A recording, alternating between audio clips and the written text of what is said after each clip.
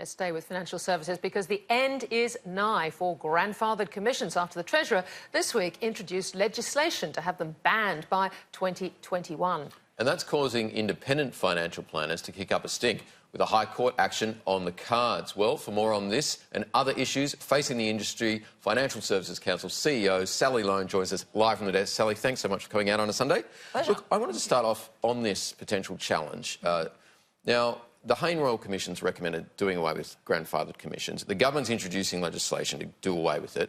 ASIC supports it as well, has looked for a long time. Surely this is a poor look for the industry now to continually challenge doing away with grandfathered commissions. Well, the FSC members, we've said no, there should be no more grandfathered commissions, so they're not our members. But look, we live in a democracy. It's there for people to say, look, this is a poor piece of legislation if they think it is. We don't, our members don't. We are fully supportive of basically doing away with grandfathered commissions because, of course, when FOFA, the law that came in to actually ban all commissions from financial services, that was 2014. And I think the view then was that gradually the tail of grandfathered commissions would end. We've got to this point and they haven't. The government's introduced legislation. We'll be working with the government to make sure there are no sort of unintended consequences. Well, what's your understanding of the group that's made up of this challenge then? Who do they represent? Look, I think they represent a small group of independent advisors. I don't think it's a large organisation, but they do represent some financial advisors. Yeah, well, what's that one? For your members, though, post the Royal Commission, a lot of issues they're all dealing with. Yeah. We just heard from Brian Hartzer there.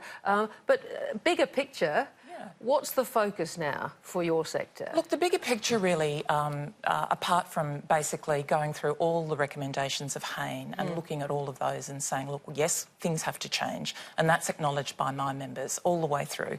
I think going forward, though, we really have to have a really good look at superannuation.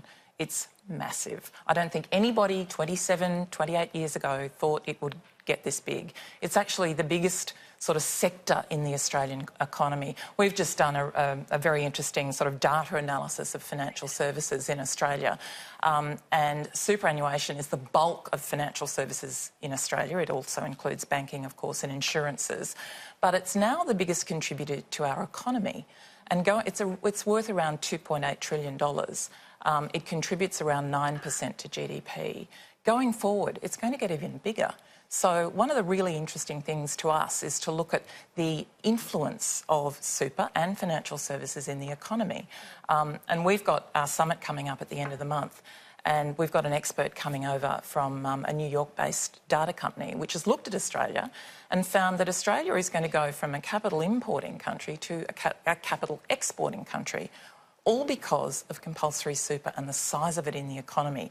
So I think that's something really interesting in the sort of the big picture around super. Yeah. In the more granular phase of it, we have to get it right. There is no point putting more money into super if we haven't got the system working efficiently, and that hasn't happened yet. Well, obviously there is a proposal to increase the compulsory super contribution to 12.5%.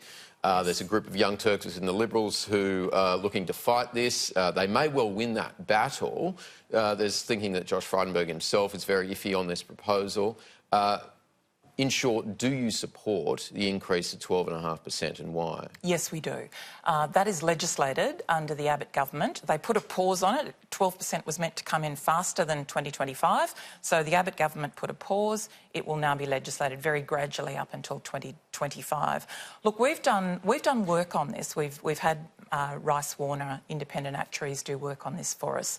And the numbers that we came up with a couple of years ago now showed that really, for super to work properly, the bulk of Australians, 80% of Australians, earn around $80,000. Now, they're the middle group, if you like, that need to have super working for them. And you think they need more? They do, yes. So briefly, we've now got super being managed by both your members, yes, but also by industry super. Yes. That's a massively big sector. Fees pressure is going to come down. You've got vanguards as well.